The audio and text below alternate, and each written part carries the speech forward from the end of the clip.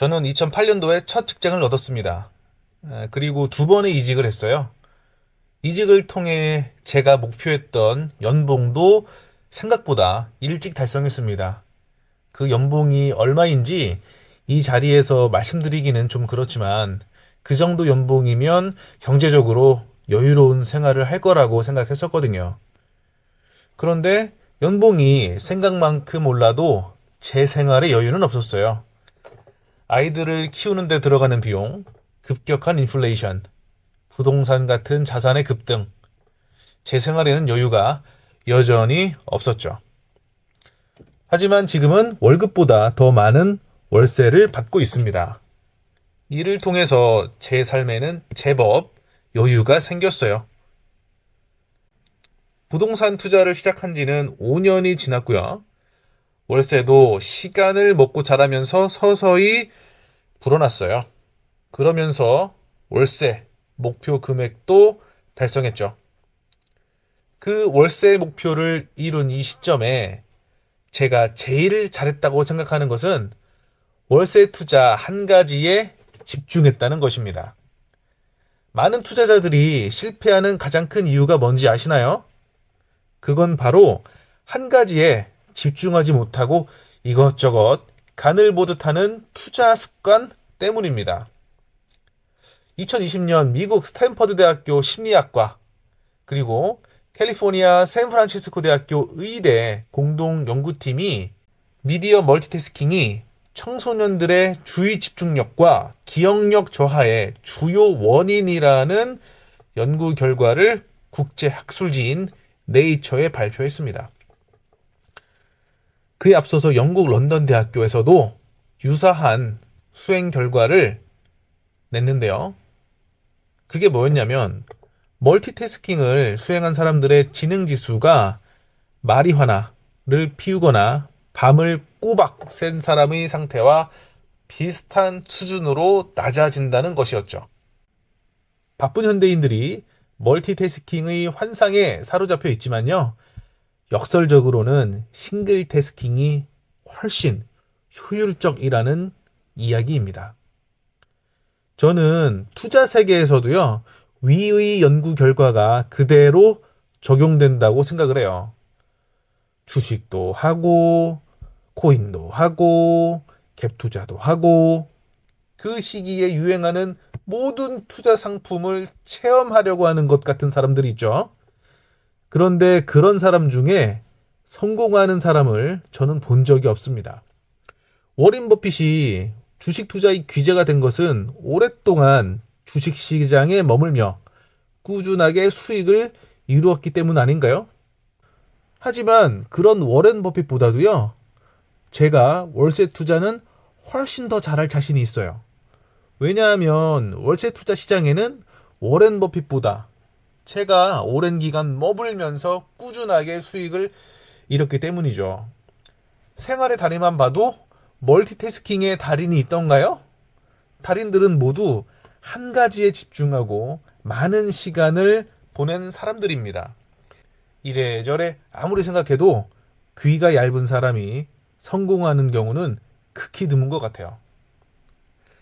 저는 머리가 특별하게 뛰어나거나 하지도 않거든요. 하지만 조금 좀 단순한 편에 속해서 한 가지를 오래 끌고 가는 성격은 좀 있는 것 같습니다. 월세 투자하고 처음 받은 월세 금액이 40만 원이었는데요. 대출 이자 떼고 나면 15만 원 정도 순수익이 남았던 것 같아요.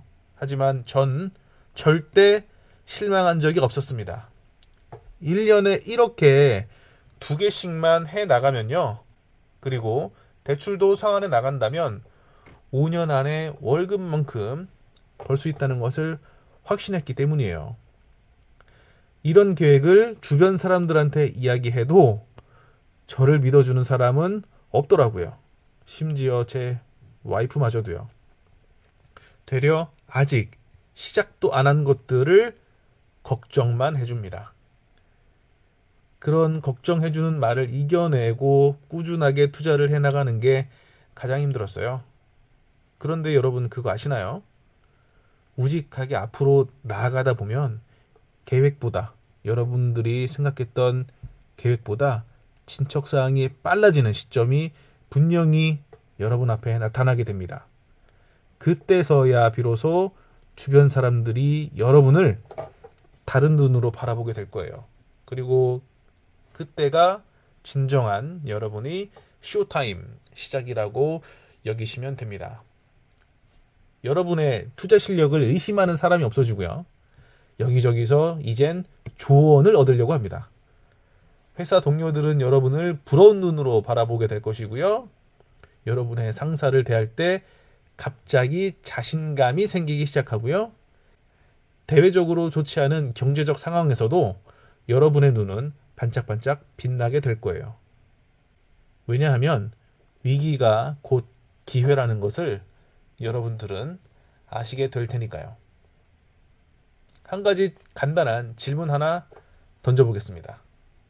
혹시 10,000원도 안 하는 제품을 구매할 때 이것저것 비교하며 싸게 살 수 있는 방법을 알아내야만 마음이 편안해지시나요?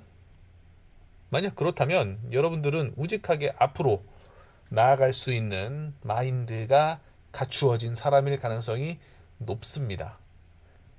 적은 돈이 나중에 훨씬 더 큰 돈다발을 여러분 앞에 끌고 온다는 것을 알고 계시기 때문입니다. 그렇다면 지금부터는 한번 움직여 보시죠. 가장 먼저 구축 소형 아파트로 월세를 1년에 2개씩 세팅해 나간다는 목표를 세워보세요. 소형 아파트는 누구나 할 수 있는 투자처입니다. 투자금이 많이 들지도 않아요. 투자금이 적으면 수익도 적을 거라고요? 한 번에 1억을 원하시나요? 아니면 꾸준하게 매달 1,000,000원이 들어오는 세팅을 원하시나요? 돈의 속성이 저자 김승호 회장님이 이런 말씀을 하셨어요. 제가 아주 깊숙이 마음속 깊숙이 새기고 있는 말인데요. 일정하게 들어오는 돈은 일정하게 들어오지 않는 수입보다 월등하게 질이 좋다고요. 그 질이 좋다고요. 그리고 질 좋은 돈은 다른 돈을 더 잘 불러 모으면서 서로 붙어 있어도 절대 흩어지지 않는다고 말씀하셨습니다. 월세는 월급과 더불어 가장 질 좋은 수입 중 하나입니다. 첫 투자에서 월세 15만 원의 순수익은 시세 차익 1,500만 원보다 질 좋은 수입이라는 거를 아셔야 합니다. 월세는 정규직이고요. 시세 차익은 비정규직입니다. 그리고 언제든 질 좋은 돈이 이기기 마련이에요. 심지어 월세 투자를 하면 시세 차익이라는 것은 저절로 따라오는 덤 같은 존재라는 겁니다. 자, 어떻게 여러분들 마음의 준비는 되셨어요? 그렇다면 이제 월급보다 월세를 더 많이 벌게 된 방법을 확인하러 가시죠. 확인하는 방법은 아주 간단합니다. 아래 고정 댓글을 클릭하시어 여러분의 눈으로 직접 확인해 보세요. 1분이면 단 1분이면 확인하실 수 있습니다. 이상 월세 냄비였습니다. 감사합니다.